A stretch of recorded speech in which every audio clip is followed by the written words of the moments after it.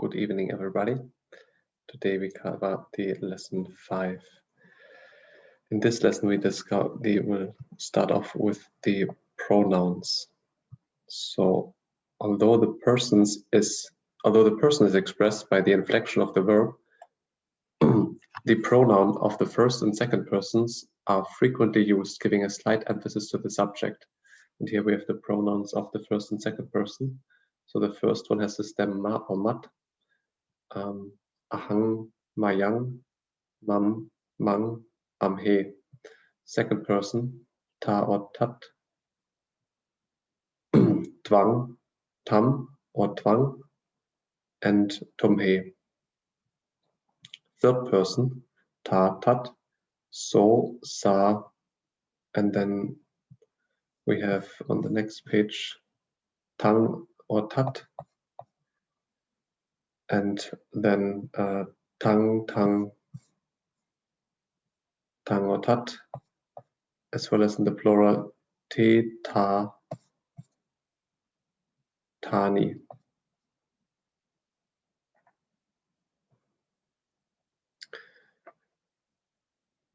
The third person, the third person personal pronoun is used also as a demonstrative, meaning that or it, in 3 genders. It is generally used as what is known as anaphoric pronoun, that is to say, it refers back to someone or something previously mentioned in a narrative, as opposed to the use in conversation or other direct speech of pronouns of presence referring to someone or something present. This man says, or in that jar. Ta or tat is thus called the pronoun of absence, because it is most often used to speak of someone or something in a story and therefore not present to the listener. It may serve to connect the sentences of a narrative into a continuous paragraph or longer section.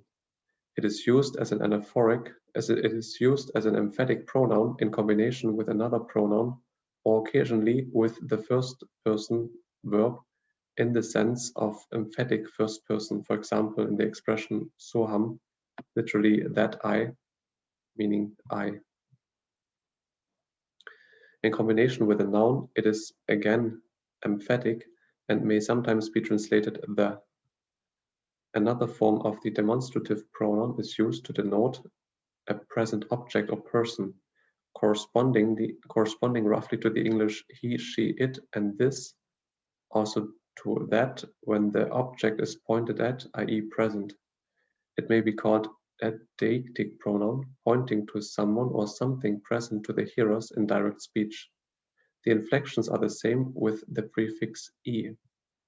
So there's another one. So here we have eso, esa, etang, etat, etang, etang, etang, or etat, and the plural ete, eta, etani. And another demonstrative pronoun, also deictic or present and translatable he, she, it, or this, and so hardly distinguishable in meaning from etat, is inflected as follows. So this is idang, ayang, ayang, idang, imang, imang, idang, ime, ima, imani.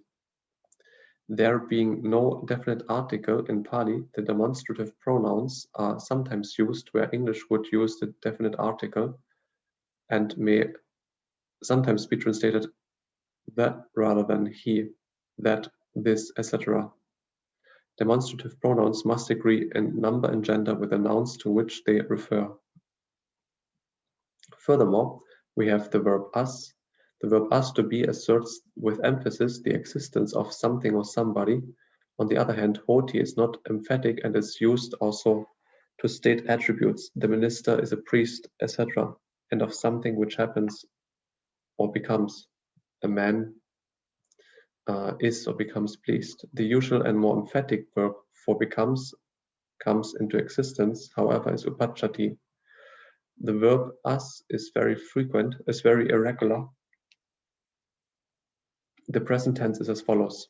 So we have third person singular, atti, atti, santi, the plural, asi, aṭṭha, asmi, amhi, amha, amha.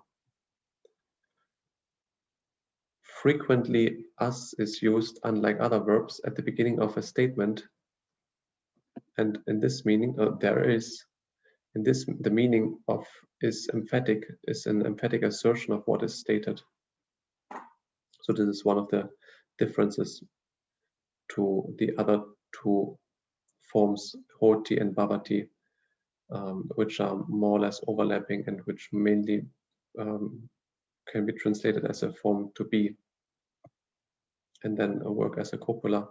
However, bhavati is also often used in order to express, to become something or someone.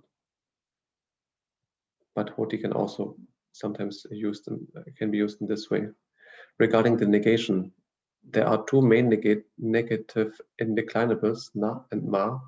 The first is the usual negative not placed in front of the word or phrase negated or at the beginning of a negative sentence. Tvam na passasi, you do not see. The vowel of na is often elided when the word following it begins with a vowel. So here we have atti and we have na. So na, the a is elided. So we have natti. It is not. It does not exist.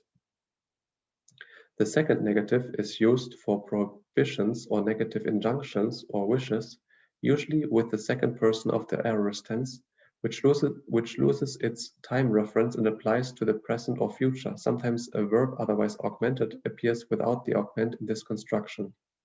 Ma paridevesi, don't grieve.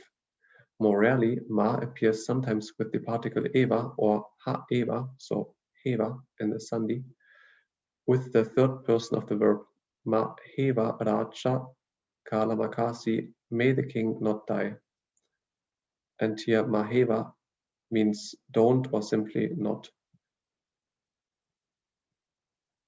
Ma with the third person appears regularly in polite addresses, in a polite address. A double negation is equivalent to a strong affirmation. Maheva ko kumaro na racham karisi. Don't let the prince not rule the kingdom, meaning let him rule, he must rule. The aorist further, the aorist of vach. The aorist of vach, of the verb vach, to say, is very irregular. We have avocha, avochung, avocha, avacha, avochutta, avachutta, avochang, avochumha, avochumha, out of which the third person is again very important. The vocative case. The vocative case or nominative of address of masculine nouns in short a has in the singular merely the uninflected stem, deva, O king. The plural is the same as in the nominative, for example here, deva, with a long a. The vocative is used enclitically, i.e. it does not stand at the beginning of a sentence. And we have a few words in this lesson.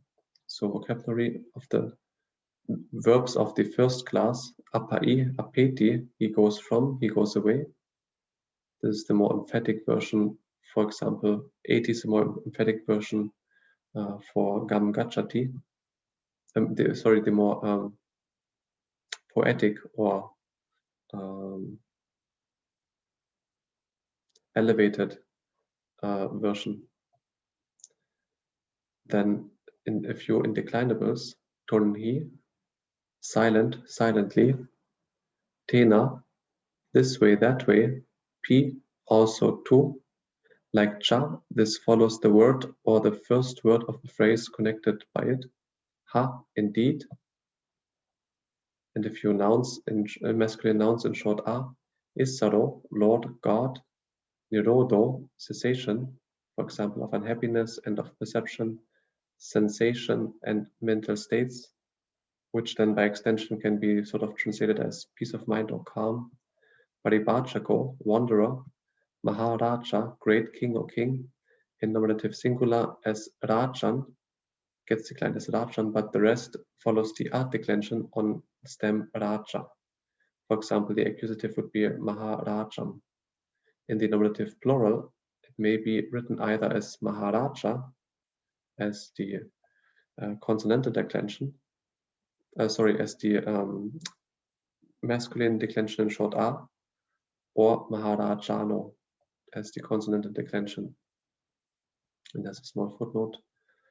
In compounds, words sometimes lose their characteristic stems, the new compound words being assimilated to the A, to the short A declension. Okay. Punadasanaya, Tava Paveya, Subham Mangalam.